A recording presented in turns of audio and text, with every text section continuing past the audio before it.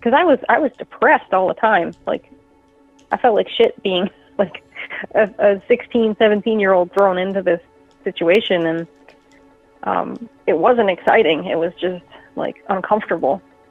I thought it was right because I had wanted to work in animation for so long, and I'd wanted to work at Spumco for so long, since I was like 11 years old or 12 years old. And so I was like, this is it. I'm here. Like, I have to make a go of it. And it was miserable. It was really miserable. On August 11th, 1991, Nickelodeon aired one of its most iconic shows, Ren and Stimpy, created by John Kricfalusi, or better known as John K. It first premiered on the network as one of the original Nicktoons, accompanied by Rugrats and Doug. The show was admired by many for its use of surreal humor and disturbing imagery, and while the show continues to be celebrated by fans and Nickelodeon alike, its creator is not. Kricfalusi was never exactly seen in the best light, even in his early days in the industry. He was rude, difficult to work with, and inappropriate. But behind it all, he was a child predator. Kricfalusi used his position as the creator of Ren and Stimpy to prey upon aspiring artists and pressure them into sexual situations. Today, we look back on the events that brought to light his true nature. This is John Kricfalusi, An Open Secret.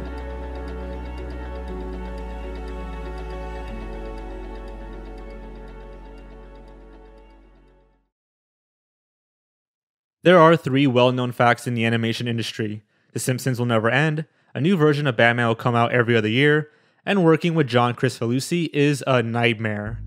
This could be seen as early as 1978, when he was expelled from Sheridan College. However, according to him, he dropped out on his own accord because the teachers focused too much on free experimentation in art.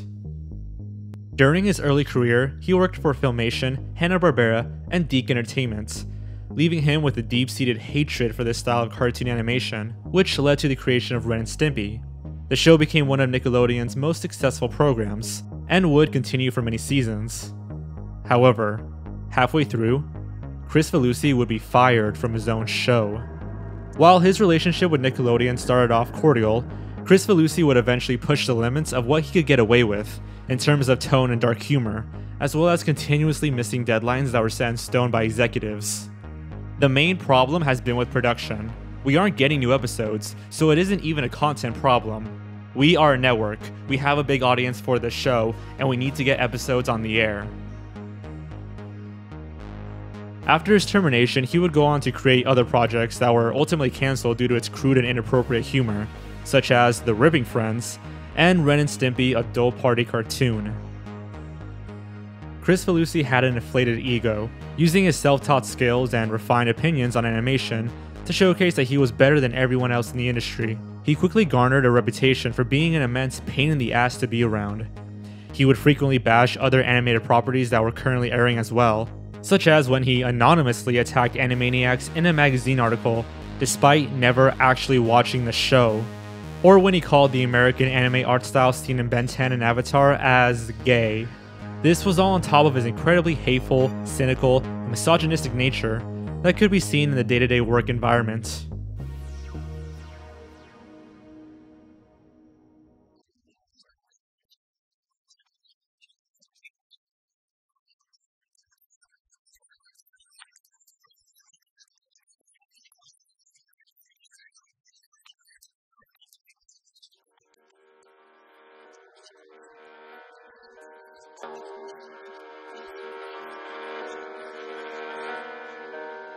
The secret that Kricfalusi was a child predator was an open secret in the animation industry for years. When scouting talent for Spumco Studios in the 90s, as well as in recent years for his new Florida studio, he would almost always look for young women, and never any men.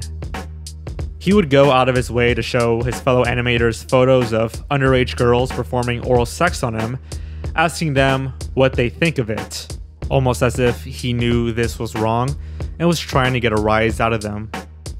Kricfalusi was known to regularly sexually harass female coworkers, and his perverted fixation on teenage girls was very evident in his art.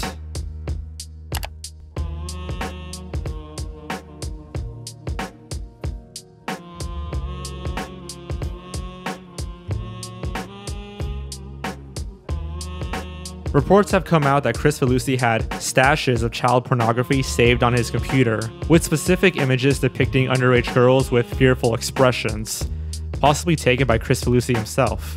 The girls in these images range from ages 12 to 14. Kricfalusi's attorney denied these reports, but did not go into any specifics. Kricfalusi's disturbing pedophilic nature would have remained an open secret, had it not been for two women coming forward with their accounts of what happened in their relationships with him. These women being Robin Bird and Katie Rice.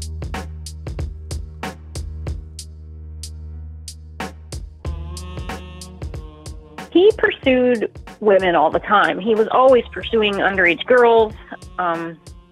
He was always pursuing women who worked for him or near him in the studio.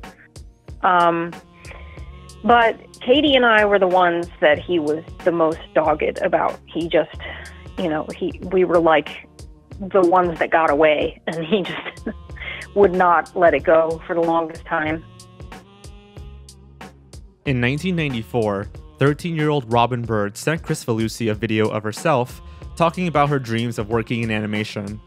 Being a huge fan of Ren and Stimpy, she was ecstatic when he responded, offering his help in reaching her dream job and improving her drawing skills.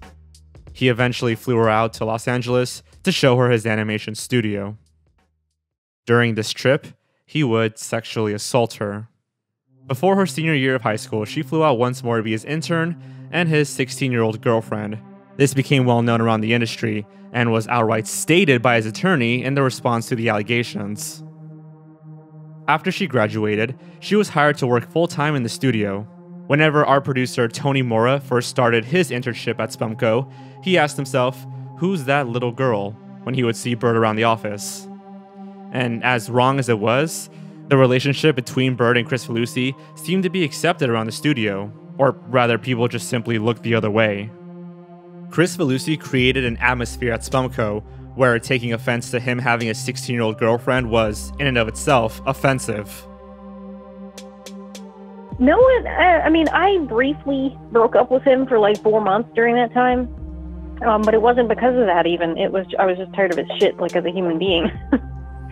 But it wasn't like I realized that it was wrong. I mean, it was just so normalized by everyone who was around me. His friends, some of his pervy friends, are just such enablers. And they're into little girls too, and they just made it seem normal.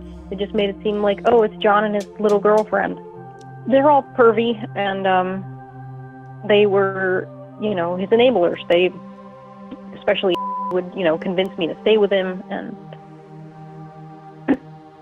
like try to be my friend so that I felt better about the whole situation. Kricfalusi had accumulated a stack of Polaroids over the years of himself and Bird having sex, which he would frequently show to other people. When told about this years later, Bird was completely unaware that he had taken photos of them. The stuff that we found out about him having nude photos and showing them to people was like, I was already his girlfriend. He had already started, having sex with me since I was underage. And then I find out through the course of this investigation that he's also got like pornographic images of me that I didn't even know existed, and he's sharing them with people at the studio. So not only will he rape a person, but he will take pictures of them naked without their knowledge and distribute them to his employees, basically. And all of the guys who saw this were horrified. They were like, "Why are you showing me this?" Like, because I was like little, And not only was I a kid, but like I looked even younger than I was. It was like as if he was like showing naked pictures of a 12-year-old or something. So they were all like gross, like don't show me this. And yeah, I didn't even learn about that until I talked to the guys that I used to work with. They had never told me about it back then, but they came forward now and talked to the reporter about it. She reported that her life had become suspended since she was 14, after being wrapped up in Kricfalusi's affairs. Bird left Kricfalusi for good in 2002, after which he sought out another young woman to seemingly replace her. Katie Rice wrote to John Kricfalusi when she was 14, expressing her interest to work in animation someday. The two began chatting on AOL, where John praised her talents, saying she had real potential. The conversations quickly turned sexual on Kricfalusi's part. The then 41-year-old asked her if he ever made her tingle, among other sexual stuff. Over the phone, he requested that she say explicit things while he masturbated on the other line. She refused.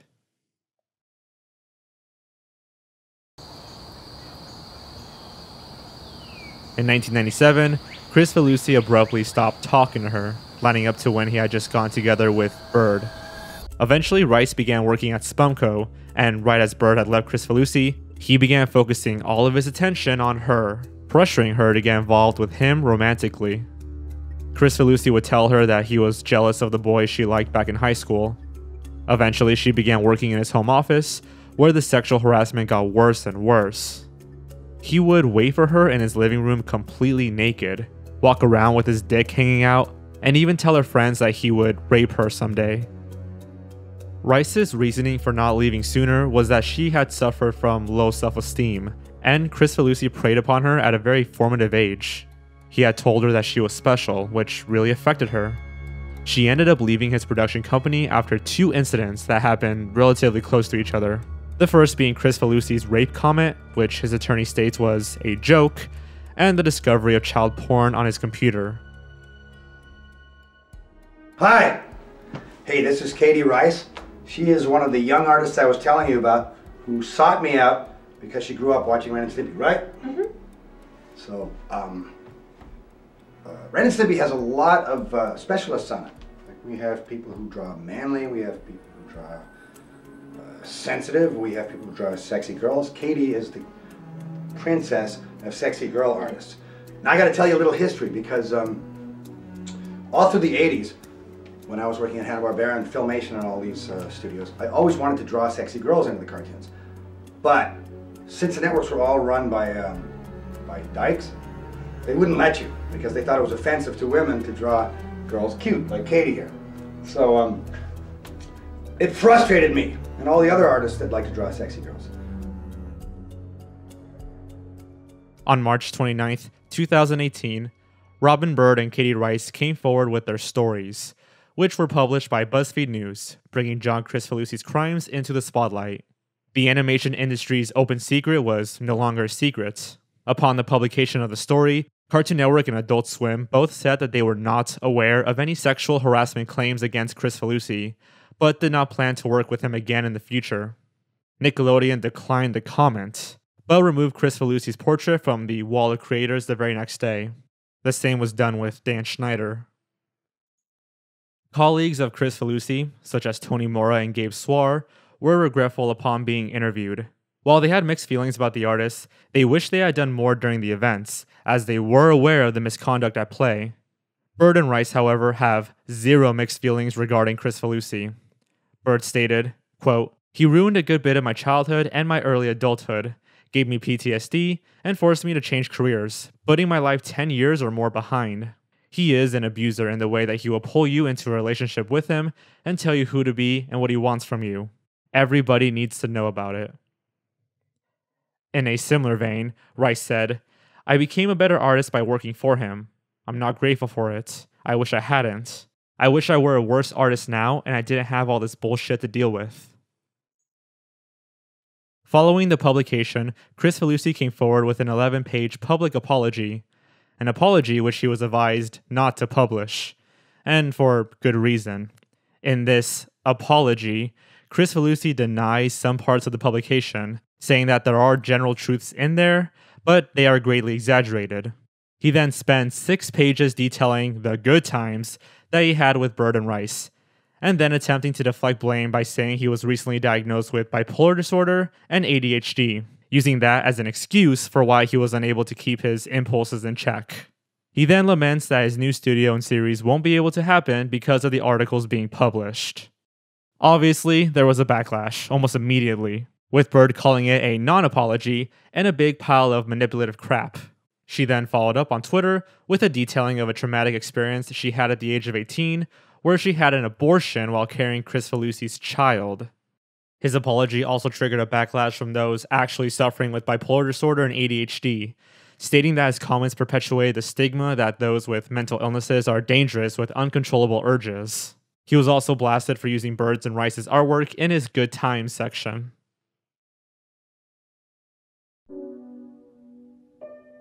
Do you think that, like, this pedophilia thing, is that like a serious problem in the entertainment industry? Is that... I think it's an animator problem. I don't know what it is. Maybe because they love cartoons, you know, they're like eternally childish, and like childish sorts of pursuits are seen as good. I can't really explain it, but because all of the women that I've been hearing about coming out in other industries, you know, they've been adults. Like, they may be too young for the guy to be hitting on, but they're like, you know, in their 20s or something. But this is like, you know, John K. constantly talks to 13 and 14-year-olds online. And that Dan Schneider guy, like, he works with like 14-year-old girls on TV shows and like obsesses over their feet. Like, what the hell is going on? And that's the story of the fall of John Kricfalusi. Nowadays, he continues to do personal art on his blog, but has not worked on any official animated production in any studio since the publication in 2018. He has finally been exposed for who he really is, an emotionally manipulative child predator.